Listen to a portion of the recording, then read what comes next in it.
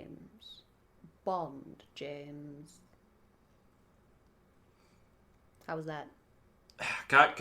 Okay, Hannah. What? You're messing up the line again. It's No, I'm not. I'm saying... I have the script right here. Okay. His name is James Bond. Yes, his name is James Bond, but But the he line... says it, like, opposite. Yeah, but exactly. That's the point. Yeah, that's what I said. The name's James. Bond James. It's the name is Bond, James Bond. That's the line. Okay, let me try it again. Okay. Okay. Wait. All right, take places. All right. Marker. Action.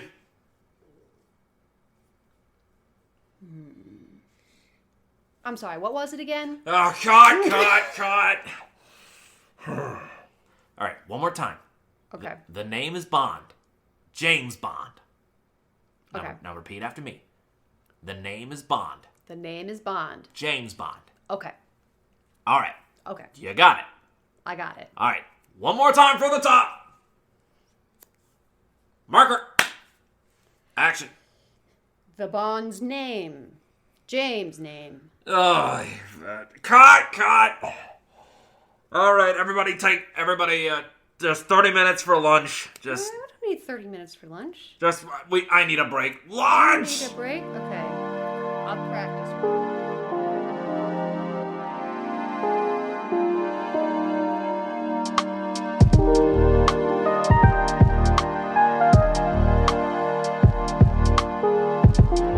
The name's Bond. James Bond. See, you got it. There you go. You got it. I don't understand why exactly the director decided to recast. I think he did great. I still think this was a terrible mistake, but I mean, things happen. Yep. Things happen. The pay's not great, but the work is hard.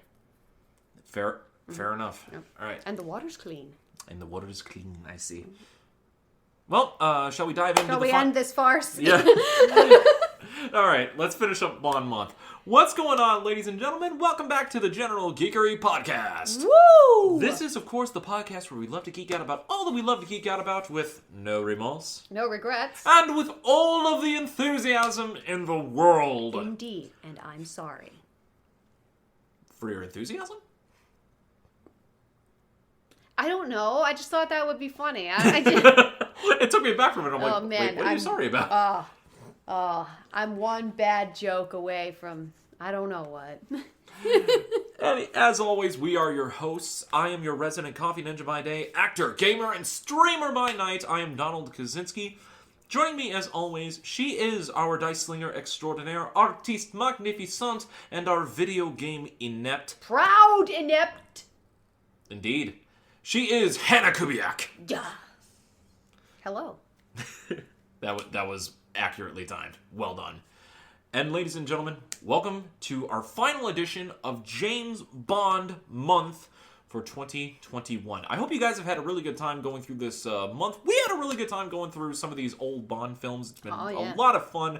If you guys want us to go through the James Bond, other James Bond films, please let us know. We would be happy to do so another month. Yeah. But first of all, we need to wrap this month off. So we've covered 3 different eras of James Bond. We've covered Sean Connery originally, talking about his first film, Dr. No. We covered Daniel Craig's first film, Casino Royale. And we covered Pierce Brosnan's first film, GoldenEye. This time, though, we decided to do something a little bit different. Yeah. We are covering a film from Roger Moore's era. It's not his first one, though. It's not his first one. Primary reason behind that is because his first film, Live and Let Die, there are some questionable decisions about that film that I feel like we need to discuss on its own merits a different time. Weird, you mean plot-wise, theme-wise? It's the only Bond film that outright it's the only Bond film that is outright blaxploitation. Okay, see, I thought maybe it was something like that. Yeah, which is kind of weird because the opening theme of that movie is obviously one of the most famous because it's Paul McCartney in Wings. Oh my gosh. Yeah, Paul McCartney sung a Bond theme. Wow, I didn't know that. Live and Let Die is like one of the most famous Oh, ones. right. Wait. I know Live that. and Let Die. I know that song. I did not know that was the Bond theme. That was the theme. Oh my gosh. Yeah. Live and let die. Ding, ding, ding, ding. But that is not the one that we are covering today. So Roger Moore's tenure as Bond is probably, it actually is, one of the longest running tenures as James Bond with the most films under his belt. Yep. Like, he's upwards of 10, I want to say. What? Yeah, let me Sorry, I didn't mean for that to sound so fake. I was Okay, no. I was just surprised. No, it wasn't 10. He appeared in 7 films, which is still more than any other James Bond actor. He portrayed... I mean, that still warrants a what? But... So for roughly 12 years, from 1973 to 1985, and he appeared in 7 different films. And the one that we decided to pick from this particular era, he went on record as being one of his most favorite to film. Yeah, this was his 3rd movie as Bond. He said it was his favorite. We're talking about The Spy Who Loved Me.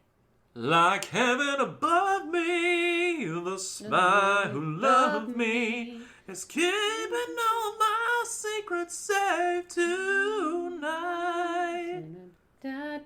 Sorry, that is the Bond theme that gets stuck in my head more.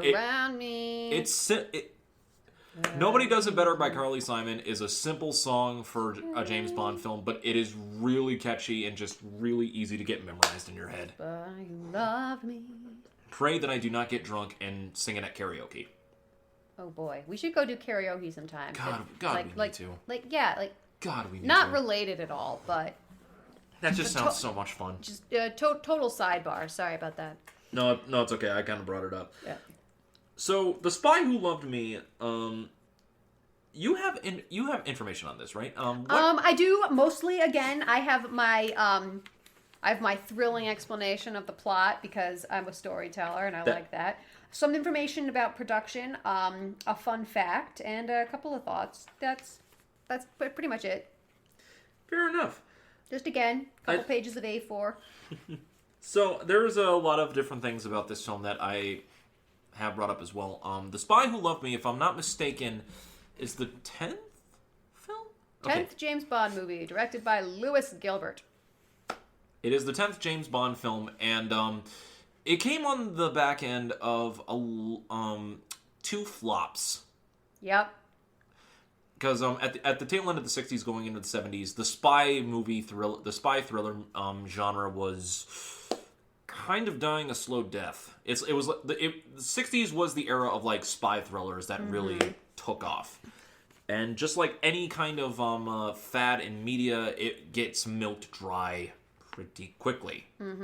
Yeah, I mean, there's only so many secret layers you can break into to stave off world destruction.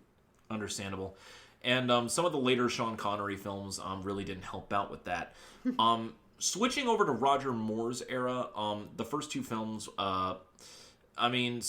were hit or miss, but they were not really critical successes, especially The Man with the Golden Gun, which is rough because the main freaking villain is played by Christopher Lee. Oh my gosh. Yeah. That's another thing that I didn't know, although I'm not surprised. Christopher Lee just crops up everywhere. The man has done it all. He's been everywhere. Yep. Oh, if you have not heard his heavy metal Christmas album rendition of The Little Drummer Boy, oh my God, do it. You're missing out. Do it. Oh, it's great. Christopher Lee is a god. Yep. Even though I object to playing drums right by a sleeping baby, I would play that song to my baby if I had a baby. Okay, so The Spy Who Loved Me was filmed on location in Cairo and Luxor, Egypt, various locations in Italy, including Sardinia, and the underwater scenes were filmed in the Bahamas. Sounds about right. I think those were like similar scenes and locations that they also filmed for Dr. No as well, because they also were in the Bahamas for primarily that one too. Right, yeah. So this movie takes its title from Ian Fleming's 10th Bond book of the same name that he wrote in 1962. but it doesn't contain any of the same plot elements. We will talk about that later. Yeah, I actually have written here. We'll get into why that is later. There's good reason for it, but I actually didn't research that at all. I just knew that you said that was a good reason for that. I know the original novel, The Spy Who Loved Me. I actually looked it up, and we'll talk about it later because this is an interesting story. Awesome. Looking forward to it. But what more about the film itself? Yeah. Okay. So I'm gonna do the plot stuff first, and then I'll do stuff about production and fun facts and stuff. Let's go. Okay. So the plot, it begins. Both a British and a Soviet submarine disappear, and Bond is sent to investigate. And at the same time, a Soviet KGB agent, Anya Amasova, aka Agent XXX, are sent to investigate the disappearance of the British and the Soviet ship, respectively. Bond is sent to investigate. The summons interrupts his usual pastime, sex on a bearskin rug in Austria, and he thankfully has to get dressed and leave the country. But regrettably, he dresses as Ronald McDonald before strapping on his skis. This is probably... This is the one that I was finished writing, and I was like, oh man, Donald's gonna love this. Ronald McDonald on ski. What? Yep. This is probably so that the Soviet agents pursuing him can easily pick out his bright yellow form as it streaks across the snow. This is the most 70s fucking Bond. Oh my film. gosh, yeah. It. He put on the yellow snowsuit and his giant red backpack, and I was like, are you serious right now? Everything about this film screamed 70s, like, okay, and we were just Bird. laughing throughout this entire film. We could not hold it together. Oh man. Yeah. So there's this big ski chase with the parachute with the Union Jack on it that he eventually and only one henchman dies. And only one henchman dies, but it's very important who it was. He escapes with the Union Jack parachute, as Hannah said, one of the most iconic shots in all of James Bond. Yep. Anyway, it was so good. Anyway, he escapes. And after a beautiful title intro by Carly Simon. Mm-hmm. Yeah, love me whenever you hold me. That song gets stuck Why in is your that head. spider above me? Is it going to eat me? It's the spider that killed me. Okay, okay, so in lieu of the Union Jack parachute, this movie, I found, it doesn't take itself too seriously, which I appreciate. Oh yeah, definitely. Some of the 70s Bond films, Roger Moore's era specifically, was very, very much about very over the top gadgets and stuff like that. Mm-hmm. More so than Connery's era. Right. I forgot Sean Connery. Oh. I had a brain fart on his name for a minute. How dare? Connery had some crazy gadgets throughout his era as well, but nothing compares to the stuff that appears in Moore's era. Oh yeah, like the Lotus Esprit, the dual purpose car. It can be a car and it can be a submarine. We're gonna get to that. We'll get to that when we get to that. We were laughing so hard throughout that entire scene. Oh no, yeah, we did a whole Jacques Cousteau montage there while they were going through the sea in their submarine car. Okay, so anyway, he escapes from Austria. And we are introduced to our villain, who is a recluse named... Imminent severe alert. National Weather Service. Snow squall warning until 9 p.m. Slow down or delay travel. We're recording during a snowstorm, Be apparently. ready for a sudden drop to near zero visibility and icy roads and heavy snow. Okay. Well, we'll figure it out. Yep. Well, as long as I get home within the next 50 minutes, I should be fine. Anyway, I wonder if we'll find Ronald McDonald out there in the storm with his skis. Oh, man. So our villain is a recluse named Carl Stromberg, who lives in an underwater sort of compound on legs that was probably the inspiration for Syndrome's droids in The Incredibles. It's a lot like that thing. So Carl Stromberg, like most supervillains, his aim in life is to destroy the current civilization, but he also wants to create a new one under the sea. Down when it's wet. Yeah, it literally in my notes I wrote, what can we say? It's better down where it's wetter. Take it from me. Up on the shore, they'll die all day. Out in the sun, they slave away. Nuclear warfare. Under the sea. Oh man. See, you can tell we didn't really take this. Attack submarines. See, you can tell we really didn't take this film like too. We had a fun time with this film. We didn't take it too seriously. We were just enjoying ourselves all the way through. Oh man. This was like a giant palate cleanser from like all the different Bond films, because we had experimenting and stoic with Connery. Then we had like the serious, like gritty style of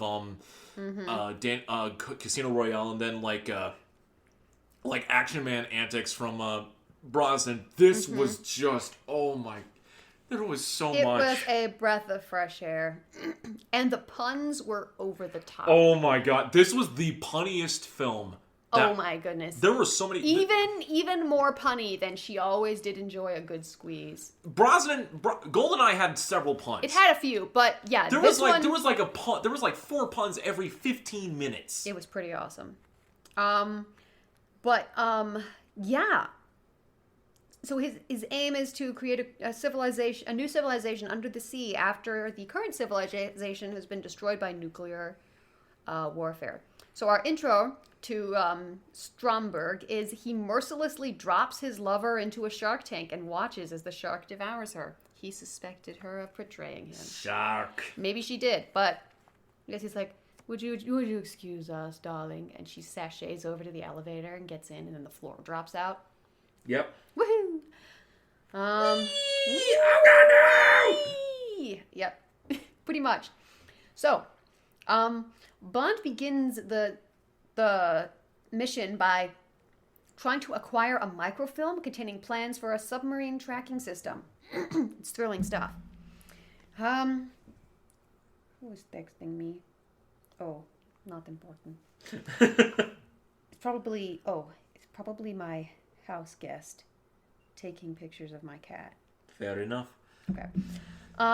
Okay, so Bond and a Soviet agent, XXX, Anya Amasova, compete with each other to obtain the microfilm first. The man they intend to buy the microfilm from has to take a phone call, which is code in a secret agent movie for getting brutally murdered in a phone booth. And the murderer is... an enormous metal-toothed assassin, aptly named Jaws. Jaws, motherfucker! He murders the man and takes the microfilm. Sorry, headphone users. I just saw the spike on that on gosh. Screen. I apologize. Oh my goodness. Oh my goodness. I apologize for nothing. I apologize on his behalf. Fair enough. So Bond discovers the body of this guy in the phone booth. He tastelessly drapes an out-of-order sign over the corpse before heading off in pursuit. I love that. Oh my gosh. I actually love that. He leaves the guy sprawled out on the floor in the middle of a nightclub with an out-of-order sign draped over his body. I mean, to be fair, Sean Connery killed a man by electrocuting him, by tripping him into a bath and then throwing a plugged-in electric lamp into there, and he responded by saying, "Shocking." What? That was in Goldfinger. Oh my God. That is the opening scene of Goldfinger. Oh my gosh. Oh man. Okay. So, Bond and Anya stow away in the back of Jaws' maintenance van as it drives to a remote archaeological site. They make a mess of the place and they retrieve the microfilm eventually, and Jaws, reminiscent of The Shining, tears off the sides and the top of Bond's escape vehicle in an with his attempt to bare get to them. hands. Here's Jawsy! That's what I thought when he started to just claw at the top of the van. You did mention that during our watch through. Peels back the metal, and I'm like, there's a window, just break the window. Shoot the glass! And Jaws is like, no! She's the Finster. He tore off the roof. I'm pretty sure he tore off like 3 doors. He tore off the door. He tore off the side. He tore off one of the back doors. I'm pretty sure the bumper fell off while they were on their way out. Yep. And then they just go, making their way downtown in this busted van across the desert. It's pretty funny. Oh, I love it. I love it so much. That was hilarious. Oh, man. After they make a mess of the archaeological site, Bond quips about Egyptian builders, which is kind of unfounded since the pyramids are still here to this day. Indeed. Yep. All I can say is the scaffolding was supposed to be temporary. Fair enough. And no one expected somebody to be throwing boulders at each other in the construction site, nor did they expect people to be trying to hit each other with giant pieces of wood or drive a car into anything. So, you know. That's life, I suppose. But that's life, I suppose. You go along and then one day... Poof. Puff. Puff. The Brits and the Soviets later pool their resources and have a movie night to view the microfilm and discuss how they're going to destroy the Death Star or whatever. Bond and Anya get into a secret agent pissing contest about who knows more about obscure locations. They actually do. It's honestly cute. Actually, it's in Sardinia. I don't know why I made a German accent for that. What? Actually, it's in Sardinia. Indeed. Also, it's a huge sidetrack. And I mentioned this during our watch through. Mm-hmm. What is it with Bond getting involved in not only Russian affairs, but always having Russian affairs? Having Russian affairs. This was like the second Bond film. And honestly, probably third or fourth overall, where Bond has been affiliated with a Russian woman in some way, shape, or form. It started off with Sean Connery in From Russia with Love, then The Spy Who Loved Me, and we already covered GoldenEye. Mm-hmm. Unless there's another Russian woman somewhere in the Bond movie canon that I've probably missed, and I probably have. Mm-hmm. What the heck, man? The Russian Who Loved Me. Oh, man. I'm deceased. One joke away from getting canceled. That's me. Calm down. We haven't gotten that far yet. No. Okay, so some investigations ensue, and Bond and Anya form a reluctant truce to find out what Stromberg is doing. After they form this reluctant truce, Anya learns that Bond killed her lover in Austria. She vows revenge eventually. So for the next rest of the movie, it's like, I will kill you when this is over. Literally, oh, come on, honey. I didn't know who he was. Literally after they make out and, develop the feelings for each other. Yep, pretty much immediately. And she's like, wait a minute. Literally after one of the funniest scenes in the film, which it happened right after the submarine. The submarine car. You want to talk about the submarine car? Let's talk about the submarine car. Oh my God. Oh, boy. The Lotus Esprit. The submarine car made by Q.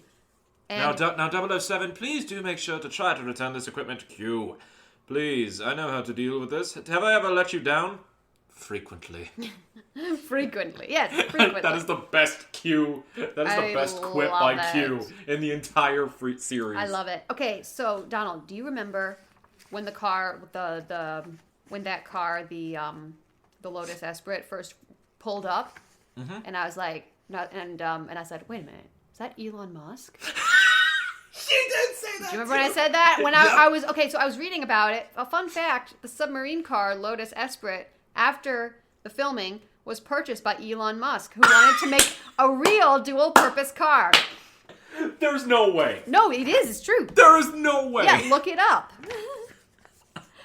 So, keep reading. I'm actually gonna look this up. Okay. Cool. All I can say is, I am a prophet. No, okay. I found it. Yeah. Lotus Esprit, also known as Wet Nelly, capable of transforming from car to submarine in the film, was purchased for £616,000 at a London auction in October 2013 by Elon Musk. This explains much. I can't Explains stop laughing. everything.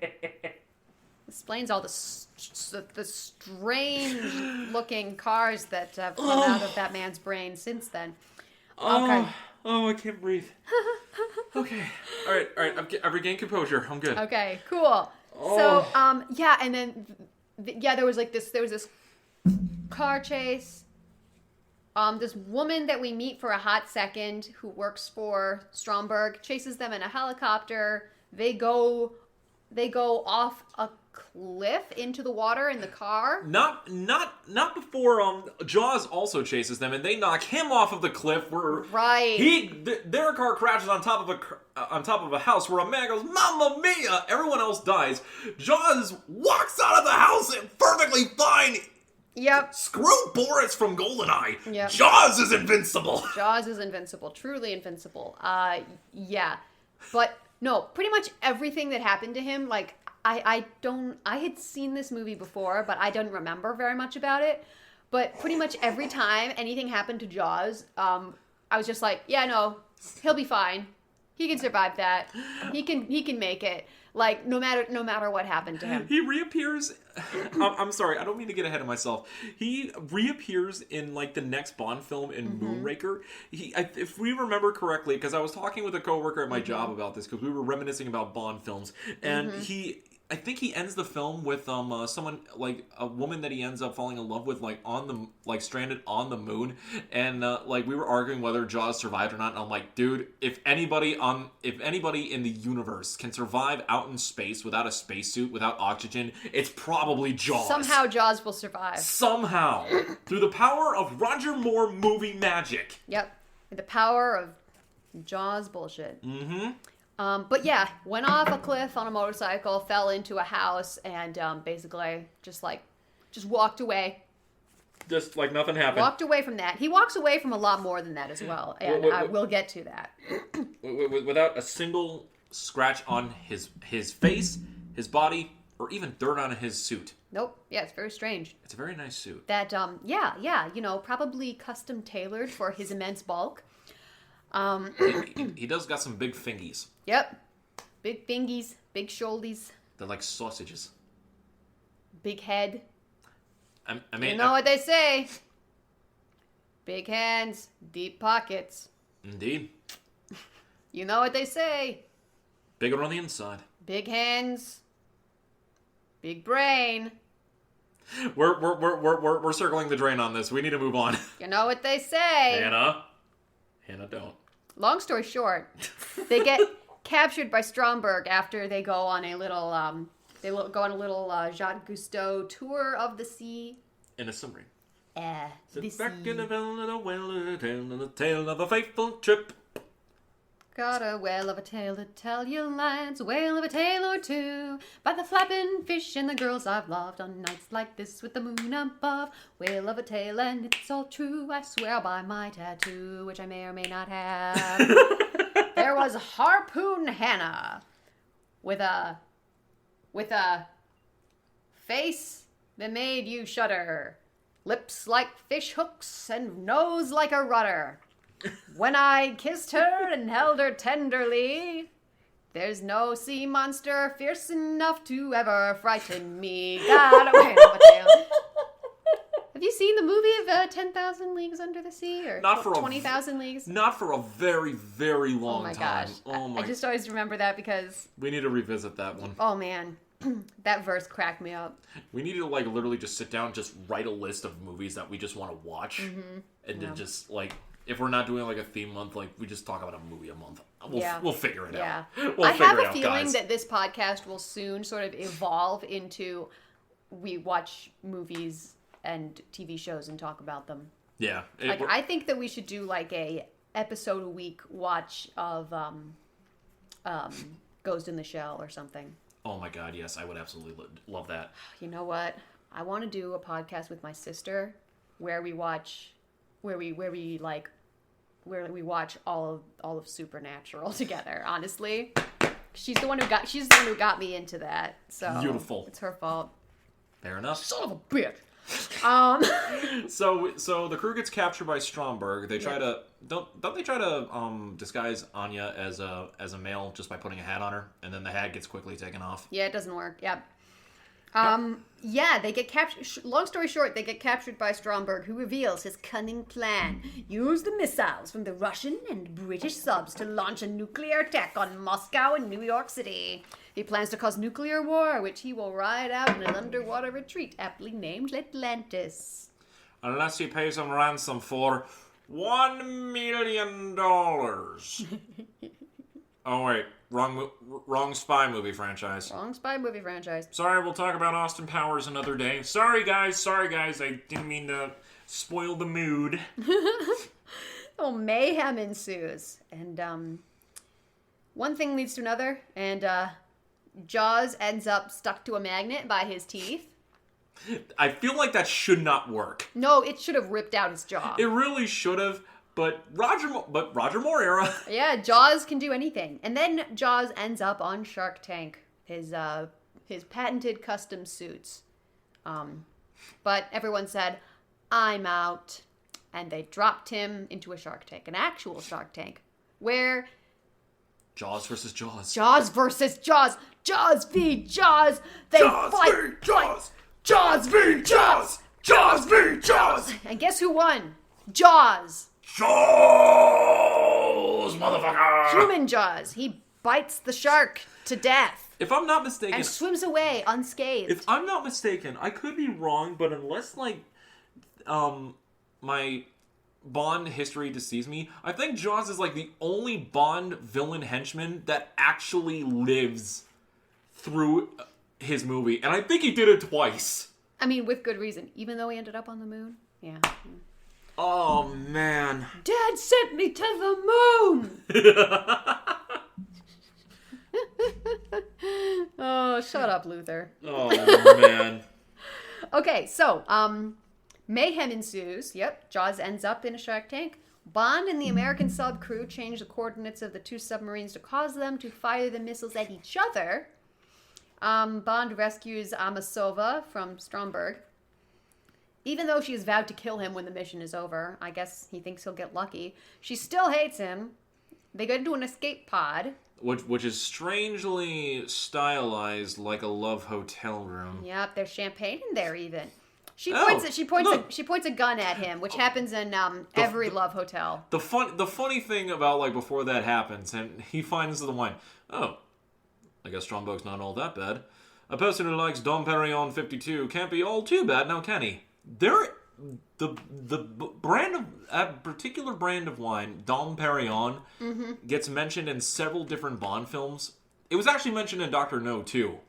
Oh, the dinner scene when Bond's about to attack with the bottle of wine, and Dr. No's that's a bottle of Dom Perignon 55. It would be a shame to waste it. And then Bonds puts it down and responds, I prefer the 53 myself.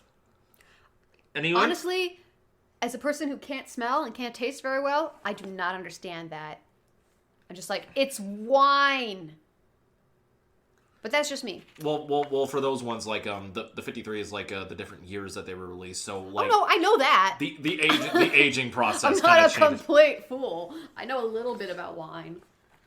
I mean, I once had a glass of wine that was aged 20 plus years. Was it noticeably good?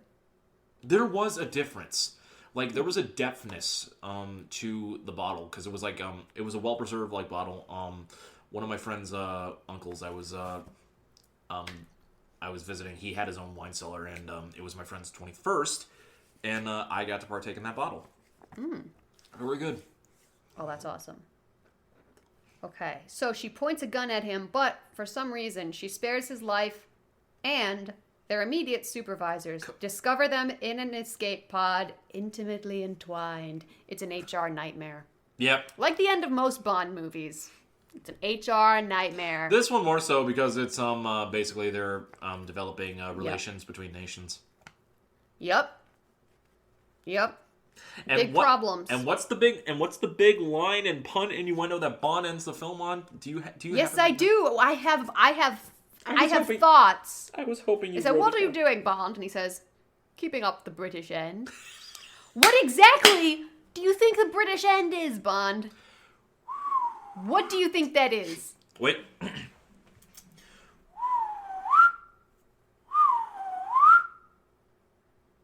much. Yeah, we all know what Yep. he means. Yep. He's going to be very popular. He's going to be very popular. And that is man. and that is The Spy Who Loved Me. That's the end.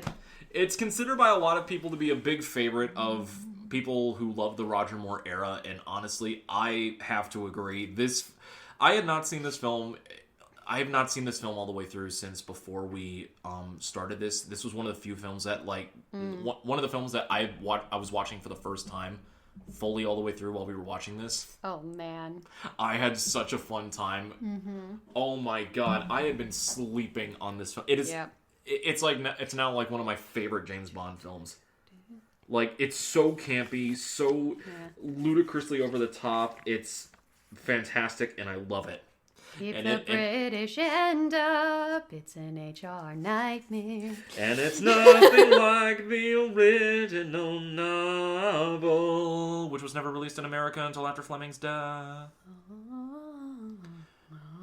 I don't know what that was.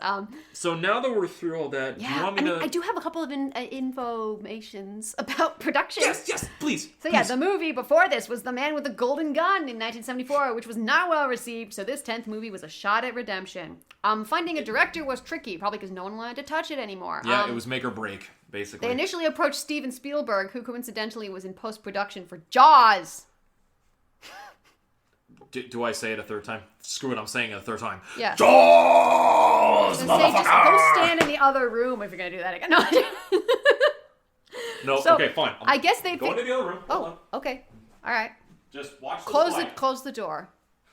Fair. Jaws, motherfucker! Now that's better. That's nice for the headphone users. You do realize I'm gonna go back and listen to that over and over again. Probably, yeah. So Steven Spielberg was approached. I guess they figured he wouldn't mind doing more filming in the middle of the ocean with sharks. I also wrote here, insert pun about Jaws the movie and Jaws the Bond henchman here.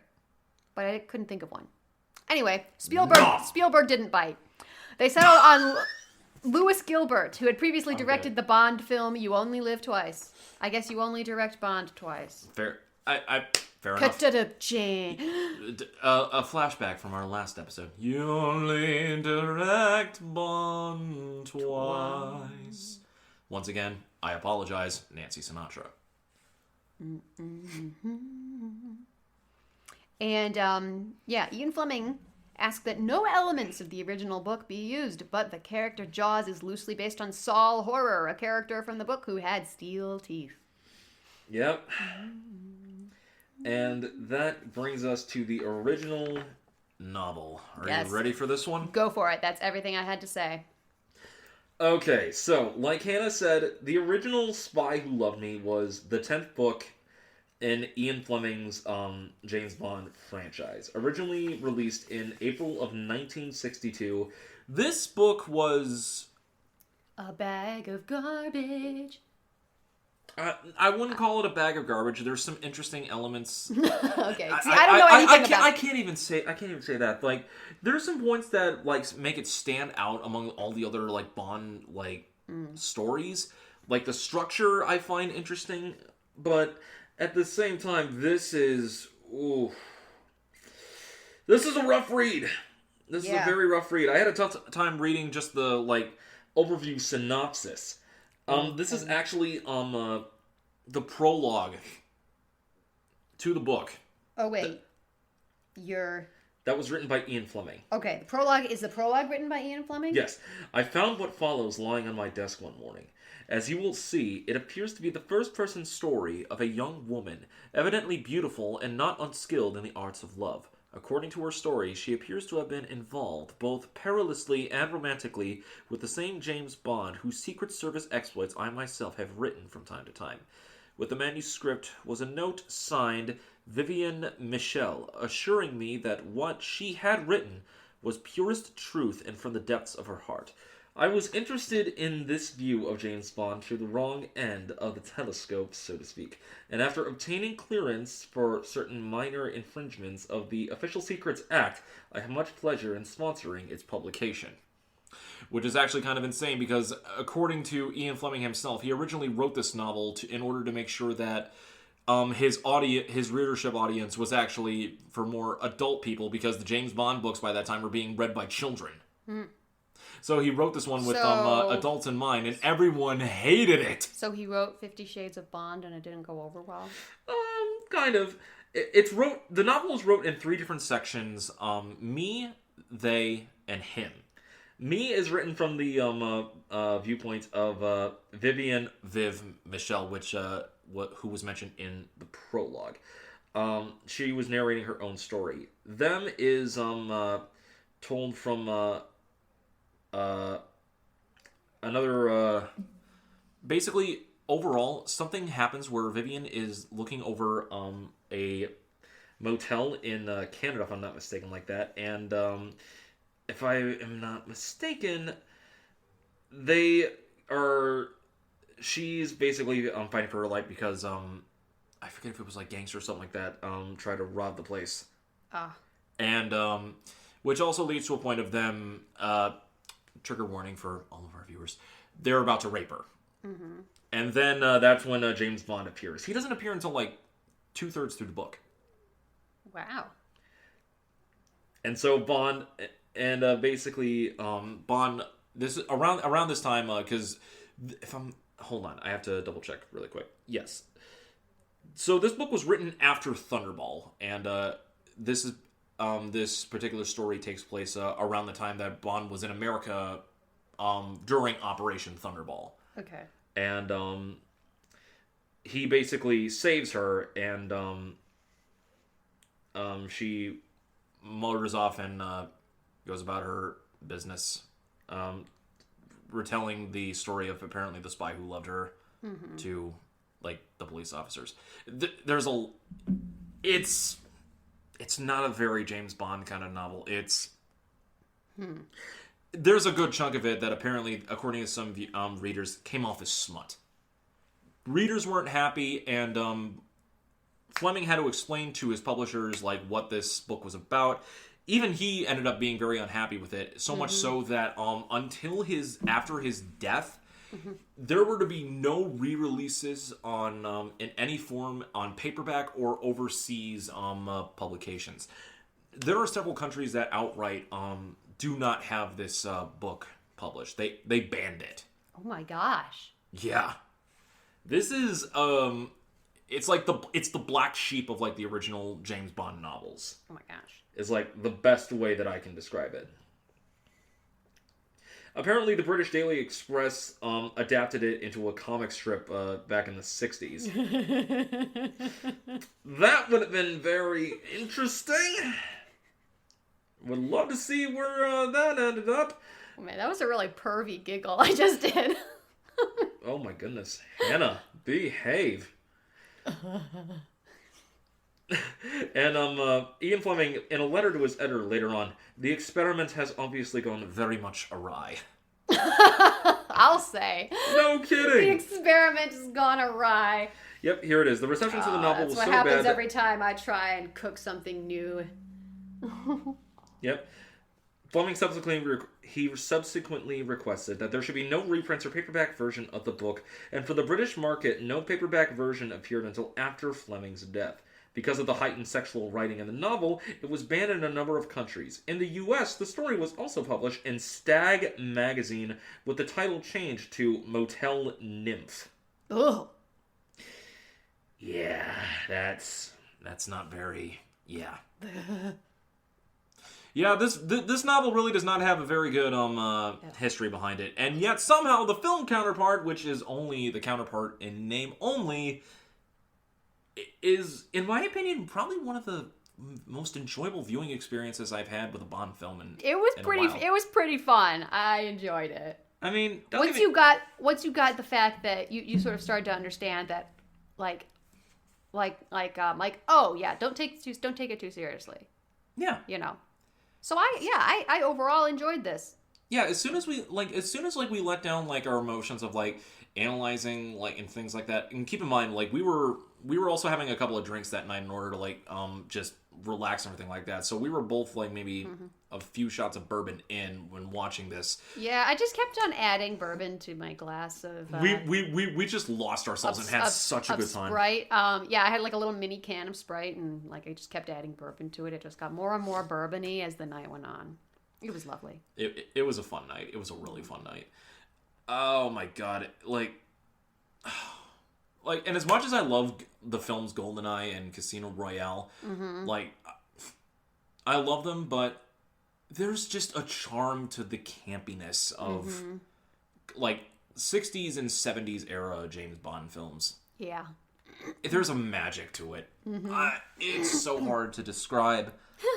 But jeez Louise, I love them so much. Yeah. I had a good time watching it. Any particular favorite moments from the film that there's a lot of them, but I loved when they were traveling around in the submarine underwater. The submarine or the submarine car? Submarine car. Okay. Yeah.